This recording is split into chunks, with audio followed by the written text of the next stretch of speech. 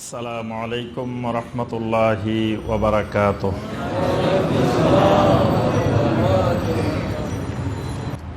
আমরা 20 নম্বর আয়াতে কারিমা পর্যন্ত দেখেছি যে আল্লাহ রাব্বুল আলামিন বদরের যুদ্ধের অনেকগুলো বিষয় বর্ণনা করেছেন।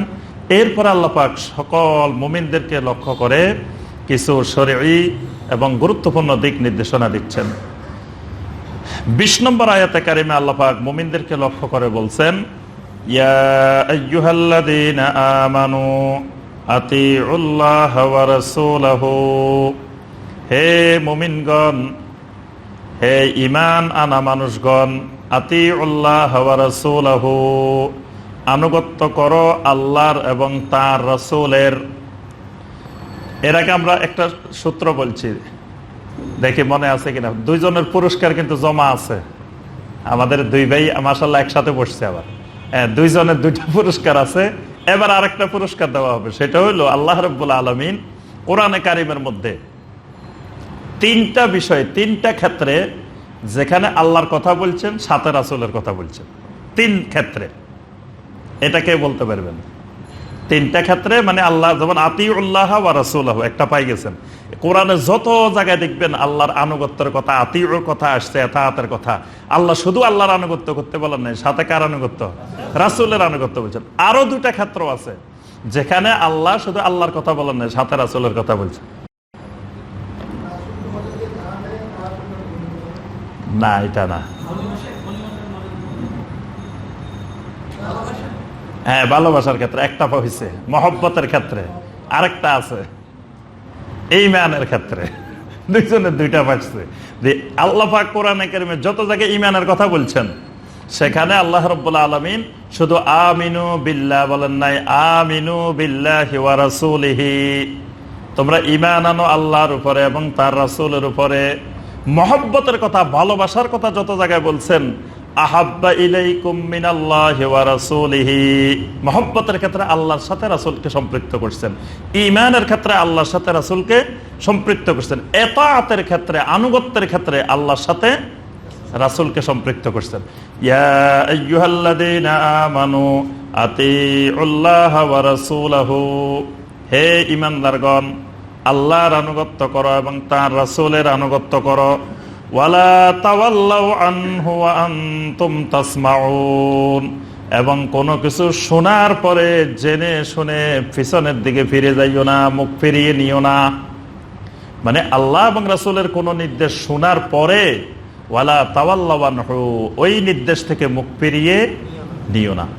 ওয়ালা তাকুনু কাল্লাযীনা ক্বালু সামি'না ওয়া হুম লা ইয়াসমাউন, ওই সমস্ত মানুষের মতো হইও না, কাল্লাযীনা ক্বালু সামি'না, যে সমস্ত মানুষেরা বলে সামি'না, আমরা শুনলাম, ওয়া হুম লা ইয়াসমাউন, অথচ তারা শুনে নাই। না শোনার মতো, মানে না শোনার মতো বলে যে আমরা শুনছি শুনছি, আসলে মনোযোগ দিয়ে গভীরভাবে শুনে নাই।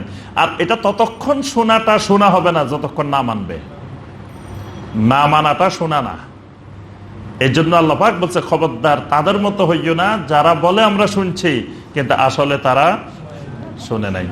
ইন্না শাররাদ দাওয়াবি ইনদাল্লাহিস সুম্মুল বুকমুল্লাযীনা লা ইয়াকিলুন, আল্লাহ রাব্বুল আলামিনের নিকট সবচাইতে নিকৃষ্ট জন্তু, নিকৃষ্ট প্রাণী হলো ওরা, আস-সুম্মু, যারা বধির, যারা কানে শোনে না, আল বুকমু, যারা বোবা, মুখে কথা বলতে পারে না, আল্লাযীনা লা ইয়াকিলুন, এই মানুষগুলো কোনো কিছু অনুধাবন করে না, বুঝে না। অর্থাৎ এগুলো আসলে বধির না, আসলে বোবা না, কিন্তু আল্লাহর আয়াতের ব্যাপারে এরা বধির, আল্লাহর আয়াতের ব্যাপারে এরা বোবা। এই জন্য আল্লাহ পাক বলছেন এরা হলো আল্লাহর কাছে সবচাইতে নিকৃষ্ট প্রাণী, সবচাইতে খারাপ প্রাণী, যে যারা সবসময় বোবা হয়ে থাকে এবং সবসময় বধির হয়ে থাকে, কানে কিছু শুনে না। আল্লাযীনা লা ইয়াকিলুন, এবং এটা বোঝার চেষ্টা করে না, অনুধাবন করার চেষ্টা করে না। ওয়ালাউ আলিমাল্লাহু ফীহিম খায়রাল লা আসমাহুম, তবে আল্লাহ রাব্বুল আলামিন যদি তাদের ভিতরে কোনো কল্যাণকর জিনিস জানতেন লা আসমাহুম, তবে তাদেরকে সেটা শুনাই দিতেন। মানে তারা না শুনতে চাইলেও আল্লাহ রাব্বুল আলামিন কল্যাণ মনে করলে শুনাই দিতেন। ওয়ালাউ আসমাহুম লাতাওয়াল্লাউ ওয়া হুম মুরিদুন, এই মানুষগুলোর তাকদীরে হেদায়েত না থাকার কারণে এদেরকে শুনিয়ে দিলেও আল্লাহ রাব্বুল আলামিন যদি তাদেরকে শুনিয়ে দিতেনও তারপরেও এরা মুখ ফিরিয়ে নিত, এটাকে অবজ্ঞা করে, মানে এটার প্রতি অবজ্ঞা প্রদর্শন করে এটার থেকে মুখ ফিরিয়ে নিত, কারণ এদের কপালে হেদায়েত নাই। এজন্য দেখবেন অসংখ্য মানুষ আছে, ভাই বোন আছে, যাদের সামনে কোরআনের আয়াত পেশ করা হলে, সহিহ হাদিস পেশ করা হলে এরা শুনতেও চায় না, মানতেও চায় না, কিন্তু জাল হাদিস করলে খুব খুশি হয়, কিচ্ছা কাহিনী করলে খুব খুশি হয়। কারণ কি? আল্লাহ রাব্বুল আলামিন এদের কপালে হেদায়েত রাখেন নাই। ইয়া আইয়ুহাল্লাযীনা আমানুস্তাজীবু লিল্লাহি ওয়া লির-রাসূলি ইযা দাআকুম লিমা ইউহয়িকুম।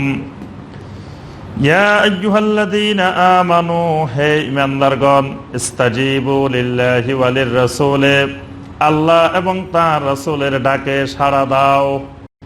ইযা দাআকুম, যখন তিনি তোমাদেরকে ডাক দেন, লিমা ইউহয়িকুম, যেই ডাকের কারণে তোমাদেরকে প্রাণবন্ত করে, তোমাদেরকে জীবন্ত করে। সুবহানাল্লাহ। এখানে আল্লাহ পাক বলেন যে আল্লাহ এবং আল্লাহর রাসূল যখন তোমাদেরকে ডাক দিবেন তখন তোমাদেরকে সাড়া দেওয়াটা বাধ্যতামূলক। আল্লাহ এবং আল্লাহ রাসূলের ডাকে সাড়া তোমাদেরকে দেওয়া লাগবেই।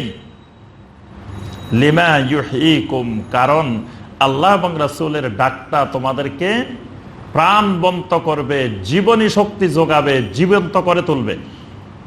তাই জীবন্ত করে তুলবে মানে আল্লাহ এবং রাসূল যেই কারণে তোমাদেরকে ডাক দিবেন এই কারণটা তোমাদের দুনিয়ার হায়াতের জন্য দরকার, আখিরাতের হায়াতের জন্য দরকার। এই জন্য আল্লাহ এবং রাসূলের ডাকে তোমাদেরকে সাড়া দেওয়া লাগবেই। এই জন্য আল্লাহ এবং রাসূলের কোনো ডাক আসলে আপনি ফরজ সালাতও ছেড়ে দিতে হবে। আল্লাহ এবং রাসূলের কোনো ডাক আসলে ফরজ ইবাদতও ছেড়ে দিতে হবে। যেমন ধরেন বাইতুল্লাহর তাওয়াফ, তাওয়াফ করো কিন্তু ফরজ, ফরজ না? তাওয়াফ ফরজ তাওয়াফ আছে, ওয়াজিব তাওয়াফ আছে, সুন্নত তাওয়াফ আছে। এখন আপনি ফরজ তাওয়াফ করতেছেন, এমন সময় মুয়াজ্জিন সাহেব বলতেছেন আল্লাহু আকবার, আল্লাহু আকবার, আশহাদু আল্লা ইলাহা ইল্লাল্লাহ, আশহাদু আন্না মুহাম্মাদার রাসূলুল্লাহ। আল্লাহ এবং রাসূলের ডাক এসে গেছে। আসার পরে এবার কি আপনি তাওয়াফ করবেন না সালাতে অংশগ্রহণ করবেন? তাহলে আল্লাহ এবং রাসূলের ডাক এসে গেলে ফরজ ইবাদতও ছেড়ে দিতে হয়। আপনি যদি কোন না আগে আমার তাওয়াফও তো ফরজ, নামাজও ফরজ, তাওয়াফও ফরজ, আগে আমি তাওয়াফ করে লই তারপরে নামাজ পড়ব, পড়া যাবে? যাবে না। ঠিক একইভাবে যখন সাহাবায়ে কেরামের সামনে জিহাদের ডাক এসে যেত তখন সাহাবায়ে কেরামের জন্য ফরজ ইবাদত ছেড়েও ওই জিহাদের আল্লাহ এবং রাসূলের ডাকে সাড়া দেওয়াটা বাধ্যতামূলক ছিল। উবাই ইবনে কাব রাদিয়াল্লাহু তাআলা আনহু, তিনি একদিন সালাত আদায় করতেছেন, আল্লাহ রাসূল সাল্লাল্লাহু আলাইহি ওয়াসাল্লাম ডাক দিলেন ইয়া উবাই। এখন উবাই ইবনে কাব কিন্তু শুনছেন, শোনার পরেও সালাতও ছাড়ে না, আবার চিন্তা করতেছেন কি রাসূলের ডাকে সাড়া দিবেন না সালাত আদায় করবেন, রাসূলের ডাকে সাড়া দিবেন না সালাত আদায় করবেন। এখান থেকে চিন্তা করতেছেন সালাত তো আদায় করতেছি আল্লাহর জন্য, তো আমি সালাত কিভাবে ছেড়ে দিই, সালাত তো ছেড়ে দেওয়া যাবে না। আবার চিন্তা করতেছেন আল্লাহ রাসূল ডাকতেছেন, কোনো এক জরুরি প্রয়োজন হতে পারে, ছেড়ে দিব কিনা। তো উনি চিন্তা করতে করতে শেষ পর্যন্ত আর ছাড়েন নাই, সালাতে আদায় করছেন। সালাত শেষ হওয়ার পরে নবী সাল্লাল্লাহু আলাইহি ওয়াসাল্লাম উবাই ইবনে কাব রাদিয়াল্লাহু তাআলা আনহু বললেন আমি না তোমাকে ডাক দিলাম? বলতেছেন ইয়া রাসূলুল্লাহ সাল্লাল্লাহু আলাইহি ওয়াসাল্লাম আমি তো সালাত আদায় করতেছিলাম। নবী সাল্লাল্লাহু আলাইহি ওয়াসাল্লাম বললেন তুমি কি কোরআনে কারীমের এই আয়াত পড়ো নাই? ইয়া আইয়ুহাল্লাযীনা আমানুস্তাজীবু লিল্লাহি ওয়া লির-রাসূল ইযা দাআকুম, যখন আল্লাহ এবং আল্লাহর রাসূল তোমাদেরকে ডাক দিবেন তার ডাকে তোমরা সাড়া দাও। অর্থাৎ তুমি যেই অবস্থায় থাকো না কেন আল্লাহর রাসূল ডাক দিছেন, এজন্য তুমি বসে থাকার সুযোগ সলাতে থাকলে সলাতও ছেড়ে দিতে হবে। ওয়ালামু আন্নাল্লাহা ইয়াহুলু বাইনাল মারই ওয়া কলবিহি, আর জেনে রাখো আল্লাহ রাব্বুল আলামিন বান্দা এবং বান্দার কালবের মাঝখানে আল্লাহ রাব্বুল আলামিন অবস্থান করেন। আল্লাহ পাক বান্দা এবং বান্দার কালবের মাঝে অবস্থান করেন। এখান থেকে কেউ কেউ বুঝে গেছে যে আল্লাহ বান্দার কালবে ঢুকে গেছে, যে কালবুল মুমিনে আরশুল্লাহ, আল্লাহ নাকি কোথাও জায়গা পায় না, আল্লাহ মুমিনের কালবে ঢুকে যান। মুফাসসিরিনে কেরাম বলেন এই আয়াতের অর্থ হলো বান্দার কালবের নিয়ন্ত্রণকারী একমাত্র আল্লাহ রাব্বুল আলামিন। বান্দার কালবকে নিয়ন্ত্রণ করেন আল্লাহ রাব্বুল আলামিন। এই জন্য নবী সাল্লাল্লাহু আলাইহি ওয়াসাল্লাম দোয়া শিখাইছেন, ইয়া মুকাল্লিবাল কুলুব সাব্বিত কলবি আলা তাআতিক, ইয়া মুসাররিফাল কুলুব সররিফ কুলুবানা ইলা তাআতিক। আল্লাহ রাব্বুল আলামিন শিখাইছেন এই দোয়া করো বান্দা আল্লাহর কাছে, ইয়া মুকাল্লিবাল কুলুব, হে কলব সমূহের পরিবর্তনকারী, ইয়া মুকাল্লিবাল কুলুব সাব্বিত কলবি আলা তাআতিক, আমার কলবটাকে আপনার আনুগত্যের উপরে সাবিত রাখেন। সুবহানাল্লাহ।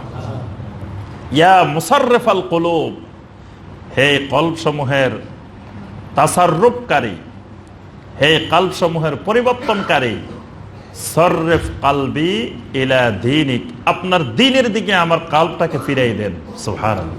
তো এই জন্য আল্লাহ পাক বলছেন আল্লাহ বান্দা এবং তার কালবের মাঝে অবস্থান করেন। অর্থাৎ বান্দার কালবের নিয়ন্ত্রণকারী বান্দা নিজে নন, বান্দার কালবের নিয়ন্ত্রণকারী আল্লাহ রাব্বুল আলামিন।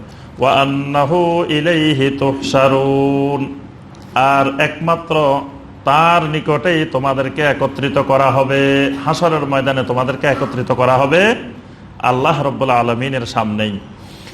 ওয়াত্তাকু ফিতনাতাল লা তুসিবান্নাল্লাযীনা যালামু মিনকুম খাসসা, আর ওই ফিতনাকে সব সময় ভয় করো যেই ফিতনার কারণে শুধু তোমাদের মধ্য থেকে যারা জালেম বিশেষ করে তারা আক্রান্ত হবে না। ফিতনা যখন শুরু হবে তখন আম খাস সবাই আক্রান্ত হয়ে যাবে।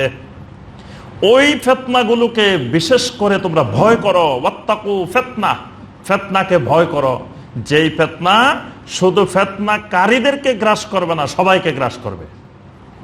আচ্ছা, এই ফিতনাটা কোন ফিতনা? এই ফিতনা হলো শিরক। এই ফিতনা হলো শিরক। শিরকের আরেক নাম ফিতনা, বেদাতের আরেক নাম ফিতনা। যিনি শিরককারী তিনি ফিতনাবাজ, যিনি বেদাতকারী তিনি ফিতনাবাজ। কিন্তু ওই ফিতনাবাজেই সুন্নত অনুসারীকে বলে এই খবরদার আপনি ভাই ফিতনা সৃষ্টি করবেন না, অথচ উনি নিজেই বড় মহা ফিতনাবাজ। যিনি শিরক করেন উনি ফিতনাকারী, যিনি বেদাত করেন তিনি ফিতনাকারী, যিনি তাওহীদের প্রতিষ্ঠার কাজ করেন, সুন্নত প্রতিষ্ঠার কাজ করেন, তিনি হলেন ফিতনা নির্মূলকারী, ফিতনা দূরকারী। এই জন্য আল্লাহ পাক এখানে ফিতনার ওই ফিতনাকে ভয় করতে বলছেন। এই ফিতনাটা শিরক। সমাজ যদি শিরক কবলিত হয়ে পড়ে তখন আল্লাহর গজবের শিকার হইলে সেখানে শুধু ওই শিরককারীরা হবে না, যারা ভালো মানুষ আছে তারাও হবে।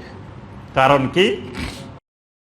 নবী সাল্লাল্লাহু আলাইহি ওয়াসাল্লাম হাদিসের মধ্যে বুঝাই দিয়েছেন যে একজন জাহাজের মধ্যে, দোতলা জাহাজ, নিচতলায় কিছু আছেন, উপরের তলায় কিছু আছেন। নিচতলা যারা আছেন তারা সাধারণ শ্রেণীর মানুষ, উপরের তলায় যারা তারা একটু ভিআইপি মানুষ। এখন নিচতলার মানুষ বারবার খালি উপরে যায়, এখন উপরের লোকদের অসুবিধা হয়, ও পানির ব্যবস্থাটা উপরে, তো এরা পানি আনার জন্য বারবার খালি উপরে যায়, দোতলায় যায়। ওরা বলে যে না, আমাদের এখানে বারবার আসিও না, তোমরা নিচে থাকো, নিচের মানুষ নিচে থাকো, উপরে আসা যাবে না। তখন নিচের মানুষ মিটিংয়ে বসছে, বসে বলে যে আমরা এত উপরে যাই, বিরক্ত করার এদেরকে দরকারটাকে, বড় লোক ভিআইপিরা ভিআইপির মতো থাকুক, পানি তো আমাদেরই কাছে, একেবারে নিকটে, আমরা খালি একটু কুঠার দিয়ে ছিদ্র করলে পানি আমরা পাই যাই, আমরা উপরে যাওয়ার দরকার কি? তখন সবাই মিলে এবার কুঠার নিয়ে জাহাজ ছিদ্র করা শুরু করছে যে পানি সংগ্রহ করবে। নবী সাল্লাল্লাহু আলাইহি ওয়াসাল্লাম বলেন এই সময় যদি ভিআইপিরা দোতলায় বসে এরা যা করবে তাই করুক, আমরা তাকানোরও দরকার নেই, আমরা বিলাসবহুল ভাবে ঘুমাও, বসে থাকো, দেখার দরকার নাই, এরা যা মনে চায় তাই করুক, এই কথা বলে যদি ছেড়ে দেওয়া হয় তো নিচতলাও ডুববে, উপরের তলাও ডুববে। ওই সময় নবী সাল্লাল্লাহু আলাইহি ওয়াসাল্লাম বলেন উপরের তলার লোকদের কর্তব্য হলো জোর করে তাদের হাত থেকে কুঠার নিয়ে নেওয়া। এটাকে বলা হয় আমরে বিল মারুফ নিহি আনিল মুনকার। নবী সাল্লাল্লাহু আলাইহি ওয়াসাল্লাম বলেন যখন সমাজে এরকম আমরে বিল মারুফ নিহি আনিল মুনকার বন্ধ হয়ে যাবে তখন আল্লাহর গজব আসতে থাকবে, আর এর মধ্যে খাস আম সবাই এর মধ্যে নিপতিত হবে। এই জন্য আল্লাহ পাক বলছেন ওই ফিতনাকে ভয় করো যেই ফিতনার গ্রাসে শুধুমাত্র জালেমেরা নিপতিত হবে না, তোমরাও এর মধ্যে নিপতিত হবে। ওয়ালামু আন্নাল্লাহা শাদীদুল ইকাব, আর জেনে রাখো আল্লাহ রাব্বুল আলামিন যেমন গাফুরুর রহিম, ঠিক একইভাবে আল্লাহ রাব্বুল আলামিন শাদীদুল ইকাব, একইভাবে তিনি কঠোর শাস্তিদাতাও বটে। ওয়াজকুরু ইজ আনতুম কলিলুম মুস্তাদআফুনা ফিল আরদে, আর মুমিনগণ তোমরা স্মরণ করো ইজ আনতুম কলিলুন, যখন তোমরা ছিলে অল্প। মুমিনেরা সব সময় থাকে অল্প, যুগে যুগে থাকে অল্প। কোরআনে কারিমে দেখবেন অসংখ্য জায়গায় আল্লাহ পাক বলেন ফাকলিলাম মা ইউমিনুন, অল্প সংখ্যক লোকেরাই ঈমান আনে। ফাকলিলাম মা তাশকুরুন, অল্প সংখ্যক লোকেরাই শুকরগুজারি হয়, অল্প সংখ্যক লোকেরাই মুখলেস হয়। সব অল্প, আর বেশি হয় খারাপের সংখ্যা থাকে সবসময় সব জায়গায় বেশি।